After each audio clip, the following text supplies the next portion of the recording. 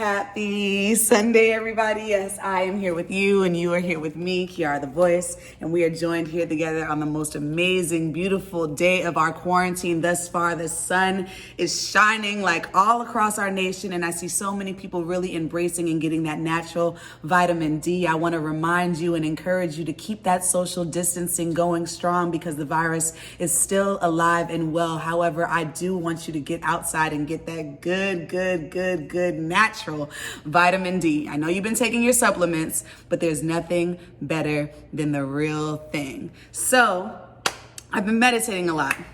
I've been meditating with you guys a lot on my lives, which I really enjoy. Thank you so much to everybody who has come by. Thank you to the people who keep coming by. And thank you for those of you who have just dropped in, maybe just spent a moment to get curious about what it is that I'm doing. And really, the reason why I decided to get really good at my meditation practice throughout this time is because there's so much other energies around. You know, we are literally confined, whereas normally we would be going out in our day and still being met with different energies outside of ourselves. But now when we're all going inward, there's little things that we can become very mindful of within our own journey in order to allow everybody and everything that is around us to be well in its own journey without feeling like we need to do anything for it. So what do I mean by this? All right, so I've been doing this 21 days of abundance, this 21 days of abundance with my Aunt Dele. She started this group chat with us on WhatsApp, and I've been really diving deep into it. But every day she gives us a prompt to journal before we go into the meditation so that our minds are really open to meditating. And the meditation that she's actually sharing with us is the Deepak Chopra 21 Days of Abundance meditation. And it has been so good. Today was day 13 for me. And one of the things that Deepak said before we began meditation stuck out so much. And I was like, yeah, this is exactly the vibe for this Sunday's video. He said, allow everyone and everything the freedom to be exactly as they are. This rang so true to me in this moment because I've been really thinking about me in terms of my intimate relationships that I have gotten into, or intimate relationships that have gone nowhere. And really just think about what has been my role in the relationship. And us as women, we always get that whole stigma, you think you're trying to change a man, you see the great part of him, but sis, why aren't you with the part of him that's available right now?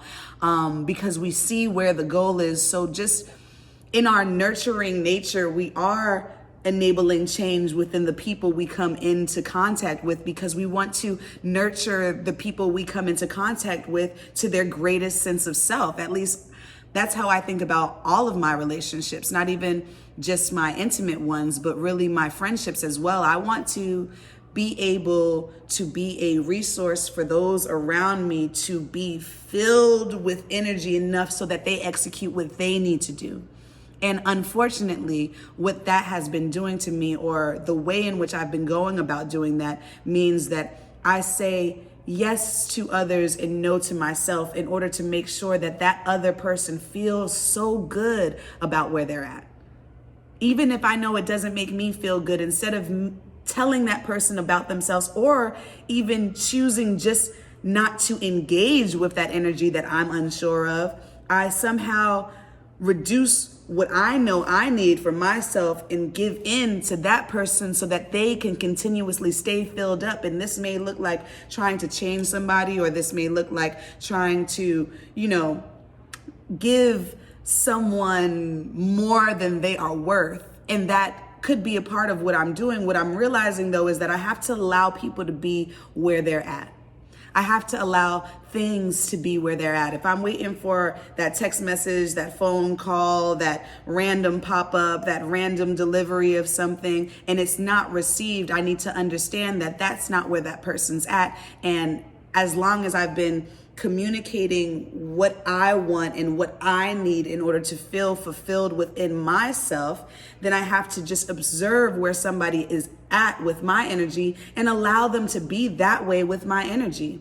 Now, when I say allow them to be that way, that means me channeling myself further into myself so that I am choosing me first in all solutions and not worrying about how my choice is making somebody else feel. Because what I do as an empath is I try my hardest to make sure that you're feeling good, even if that means I'm not feeling 100% right now.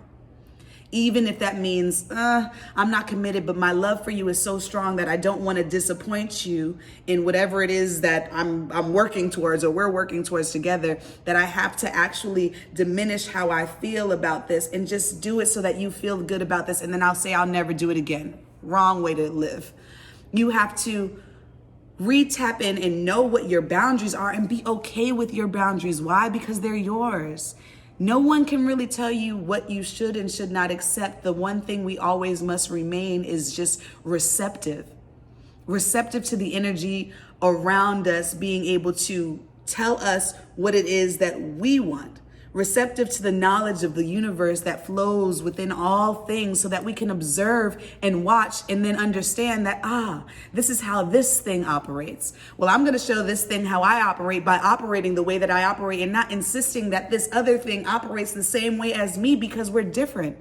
And we have so many things that we can express and show and share to each other. And our worth is determined by nothing outside of us. It's determined all the way by us. So if you keep allowing bad energy or allowing people to communicate and converse with you in ways that don't align with your spirit, all because you're too afraid to tell them that it doesn't align with your spirit, then you're doing more damage to yourself than help to that other person.